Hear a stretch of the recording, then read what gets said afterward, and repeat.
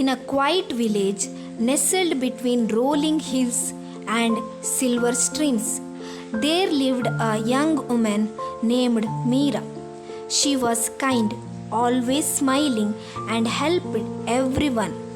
But behind her gentle eyes was a silent struggle, one she never spoke of. Every morning, Meera looked in the mirror and sighed. Why do I never feel enough? Why can't I love who I am? Meera gave her heart to the world, caring for others, listening, giving, and always giving. But she never left any love for herself. She feared being selfish, feared not being liked. So she masked her pain with kindness. But no one noticed how she cried at night. Not even her closest friends knew how empty she felt inside. One day, an elder in the village, a quiet woman named Amma, watched Meera giving food to stray animals. Amma asked, Child, when was the last time you gave to yourself? Meera looked puzzled. Meera said, I don't understand. I am fine. There are others who need more than I do. Amma gently said, And you are not one of them? That night, Amma left a small gift at Meera's doorstep, a journal. On the first page, she saw a note. The greatest love you will ever receive must come from within. Skeptical Meera began writing. She wrote about her day, her feelings, her fears.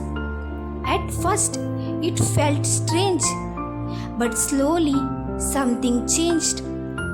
The pen became her companion. Her pain had a voice. Her inner child began to speak.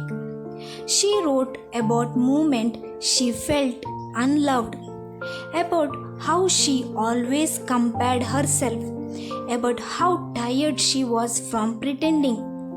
Tears flowed, not from sadness but release. Meera began setting small boundaries. She said no, gently but firmly.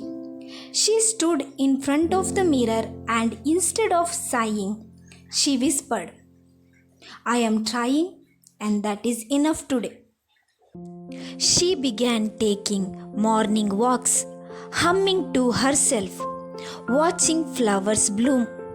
She learned that self-love wasn't grand gesture or spa days. It was speaking kindly to herself. It was resting. It was let go of the need to please. She met herself for the first time. Not the version others expected, but the one who was real and raw and whole. Soon people noticed something different about Meera. She smiled not to hide, but to shine. Her eyes sparkled with peace.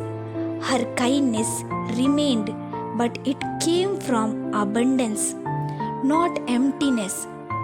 One day, a young boy from the village came to her, tears in his eyes, and said, I don't think I am good enough.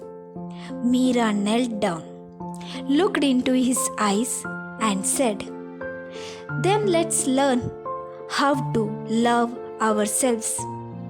Together, she began teaching others not how to be perfect, but how to be gentle with themselves. Her journal grew into a garden of wisdom, and her story inspired many. And so, Meera's greatest journey wasn't to a faraway land. It was to her own heart. Self-love doesn't mean you stop caring for others. It means you begin caring for yourself too. It means looking in the mirror and saying you are enough just as you are.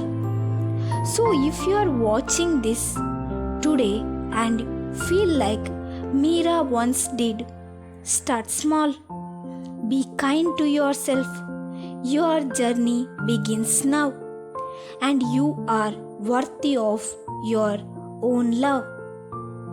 You cannot pour from an empty cup. Fill yours first.